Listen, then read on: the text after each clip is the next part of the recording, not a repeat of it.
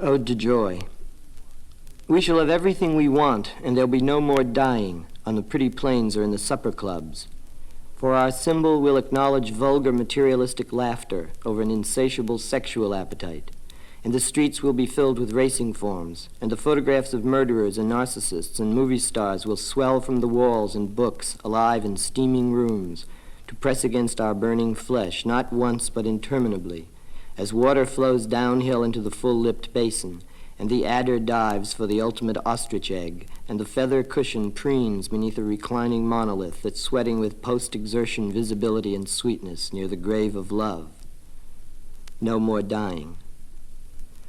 We shall see the grave of love as a lovely sight and temporary near the elm that spells the lovers' names in roots. And there'll be no more music but the ears and lips, and no more wit but tongues and ears, and no more drums but ears to thighs, as evening signals nudities unknown to ancestors' imaginations. And the imagination itself will stagger like a tired paramour of ivory under the sculptural necessities of lust that never falters, like a 6-mile runner from Sweden or Liberia covered with gold. As lava flows up and over the far-down somnolent city's abdication, and the hermit, always wanting to be lone, is lone at last, and the weight of external heat crushes the heat-hating Puritan, whose self-defeating vice becomes a proper sepulchre at last that love may live.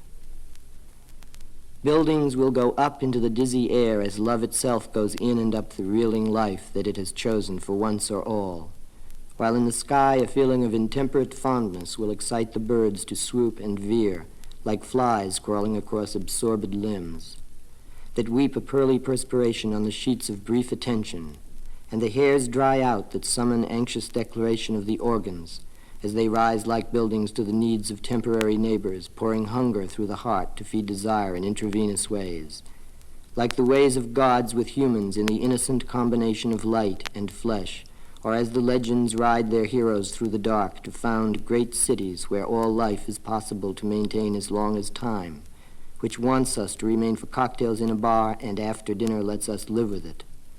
No more dying. The next poem is called To Hell With It. And the actual occasion of the poem is not that two friends of mine died, but obviously it was in the back of my mind, if not the front, when I wrote it.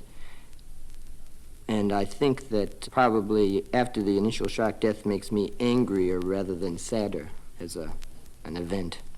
To hell with it. Hungry winter this winter, meaningful hints at dismay, to be touched, to see labeled as such. Perspicacious Colette and Vladimirovich meet with sickness and distress.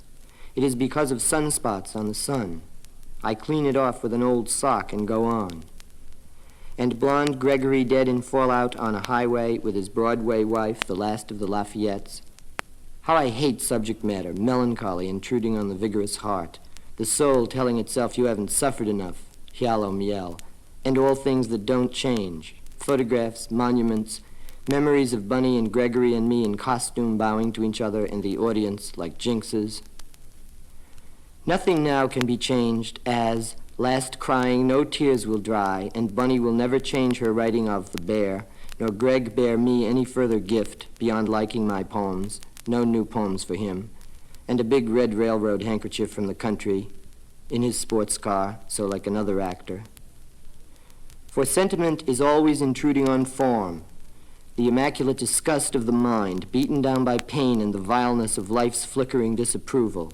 Endless torment pretending to be the rose of acknowledgement, courage, and fruitless absolution, hence the word hip, to be cool, decisive, precise, yes, while the barn door hits you in the face each time you get up, because the wind, seeing you slim and gallant, rises to embrace its darling poet. It thinks I'm mysterious. All diseases are exchangeable. Wind, you'll have a terrible time smothering my clarity, a void behind my eyes, into which existence continues to stuff its wounded limbs, as I make room for them on one after another filthy page of poetry.